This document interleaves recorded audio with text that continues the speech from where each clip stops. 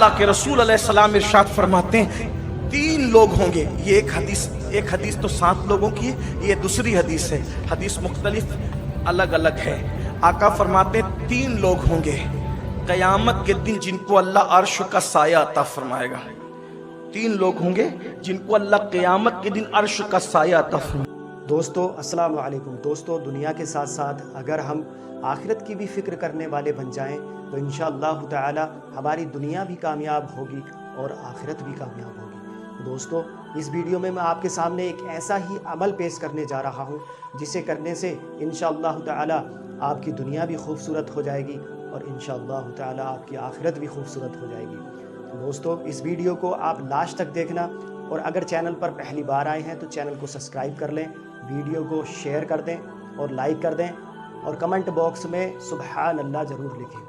तो दोस्तों इस वीडियो को शुरू करते हैं। अल्लाह के रसूल अलैहिस्सलाम इरशाद फरमाते हैं 3 लोग होंगे। ये एक हदीस तो 7 लोगों की है, ये दूसरी हदीस है, हदीस मुख्तलिफ अलग अलग है। आका फरमाते हैं 3 लोग होंगे क़यामत के दिन जिनको अल्लाह अर्श का साया अता फरमाएगा। 3 लोग होंगे जिनको अल्लाह क़यामत के दिन अर्श का साया अता फरमाएगा। नंबर 1, जो मेरे गमगीन उम्मती के गम को दूर कर दे। ये बात ख्याल रखना, अगर कोई मुसीबत ज़दा आए, कोई गम की दास्तान लेकर, तो उससे घबराया मत करो, उसकी तकलीफ दूर किया करो। ये आका फरमाते हैं अर्श का साया मिलेगा सब लोगों के लिए। क़यामत का दिन 50,000 साल के बराबर होगा, लेकिन जिसने किसी की मुसीबत दूर करके अर्श का साया पाया उसके लिए क़यामत का दिन सिर्फ ज़ोहर की 4 रकत के बराबर होगा। तो पहला खुशनसीब कौन? आका फरमाते हैं जो मेरे मुसीबत ज़दा उम्मती की मुसीबत को दूर कर दे, अल्लाह उसको क़यामत में अर्श का साया अता फरमाएगा। नंबर 2, आका फरमाते हैं जब मेरी सुन्नत मिट रही हो उस वक्त जो मेरी सुन्नत को जिंदा करेगा अल्लाह उसको भी अर्श का साया अता फरमाएगा। और नंबर 3, वो खुशनसीब जो कसरत से मुझ पे दुरूद पढ़ेगा अल्लाह उसको भी अर्श का साया अता फरमाएगा। बल्कि हमारे बुजुर्गों ने यहाँ तक फरमाया कि जो कसरत से मेरे आका पे दुरूद पड़ेगा इंशाअल्लाह कब्र की मिट्टी उसको नहीं खा सकती, उसका कफन भी मैला नहीं होगा। महमूद गजनवी के इंतकाल के बरसों बाद उनकी कब्र खुली तो देखा कि कफन भी मैला नहीं हुआ था। लोगों ने कहा बादशाह का भी कफन मैला नहीं होता, हमने तो वलियों के बारे में सुना है। तो किसी ने कहा बादशाह वो बादशाह था उस वक्त तक सोता नहीं था जब तक 1000 मरतबा अल्लाह के रसूल पे दुरूद नहीं पढ़ लेता। आज लोग कहते हैं बड़ी मसरूफियत है हजरत, ऐसा है हजरत वैसा, ये सब झूठ बातें हैं। कुछ मसरूफियत नहीं है, बहुत फ्री है लोग। अगर मसरूफियत है तो मोबाइल के लिए टाइम कहाँ से लाते हो? अगर मसरूफियत है फिल्म के लिए टाइम कहाँ से लाते हो? अगर मसरूफियत है फेसबुक के लिए टाइम कहाँ से लाते हो? अगर मसरूफियत है गीबत के लिए टाइम कहाँ से लाते हो? अगर मसरूफियत है इसकी उसकी चुगली लगाने के लिए टाइम कहाँ से लाते हो? इसका मतलब ये है टाइम ही टाइम है। आज ज्यादा इबादत कर सकते हो, आज ज्यादा दुरूद पढ़ सकते हो, इसलिए दुरूद की कसरत करो। अल्लाह अकबर। दुरूद शरीफ की बड़ी बरकतें हैं। आइए मैं चंद हिकायतें पढ़कर अब अपनी बात पूरी करूं। इमाम अबू ज़ुरआ को लोगों ने देखा ख्वाब में। ये इमाम अबू ज़ुरआ बहुत बड़े मुहद्दिस हैं। इनको किसी ने ख्वाब में देखा कि ये आसमानों पर फरिश्तों की इमामत कर रहे हैं। बादे विसाल आसमानों पर फरिश्तों की इमामत कर रहे हैं। तो किसी ने पूछा हजरत ये मकाम कैसे मिला?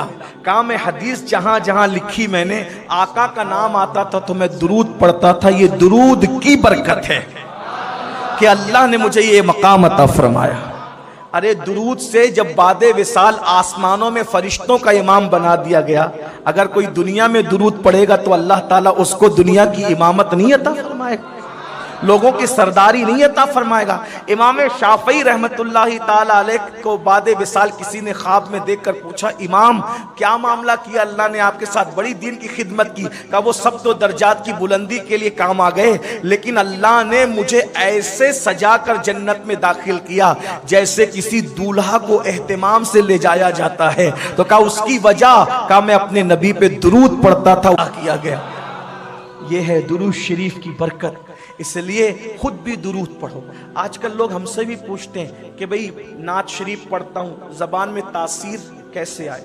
तकरीर करता हूँ ज़बान में तासीर कैसे है। मैंने कहा आसान तरीका, दुरूद पढ़ो। हमारे बुजुर्गों ने लिखा, शहद की मक्खियों से पूछा गया कि तुम शहद कैसे बनाती। इसकी सनद पर लोगों को कलाम है, इसलिए मैं बतौर मफ़हूम पेश कर रहा हूँ। हम लोग तो सुन्नी लोग हैं, हमारे यहाँ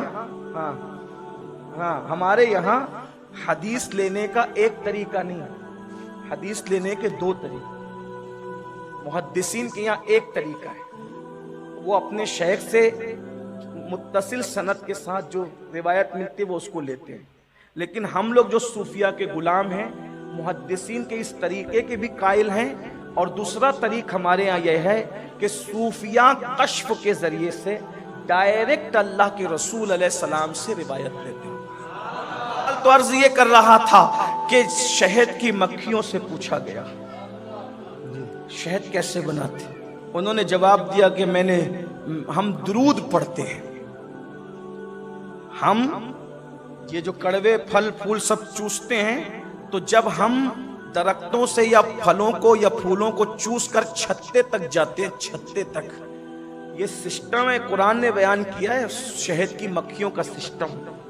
उनका एक सरदार होता है, उस सरदार को यासूब कहा जाता है, उसको यासूब शहद, और उसके वो आगे चलता है, उसके पीछे पूरी जमात चलती है, और वो अपना छत्ता भूलते भी नहीं है। यानी उनके यहाँ भी एक कायद का तसव्वुर है, एक कायद का तसव्वुर है। तो बहरहाल वो पहुंचते हैं दुरूद शरीफ पढ़ते हुए, तो वो जो कड़वे कसीले जो फल फूल होते हैं वो दुरूद की बरकत से मीठे हो जाते हैं। अब आप अंदाजा फरमाए भाइयों, जब कड़वे फूलों का रस शहद की मक्खियों के दुरूद पढ़ने की बरकत से मीठे हो जाते हैं, तो अगर मोमिन दुरूद पढ़े तो अल्लाह उसकी ज़बान में मिठास क्यों नहीं पैदा फरमाए। दोस्तों, इस वीडियो में आपने जाना कि किस तरीके से हम दुरूद शरीफ पढ़ के अपनी दुनिया भी संवार सकते हैं और आखिरत भी संवार सकते हैं। दोस्तों, अगर वीडियो आपको पसंद आई हो तो इस वीडियो को शेयर और लाइक ज़रूर कर दें, और इंशाअल्लाह ताला हम फिर मिलेंगे दूसरी वीडियो के साथ। अस्सलामु अलैकुम व रहमतुल्लाहि व बरकातुहू।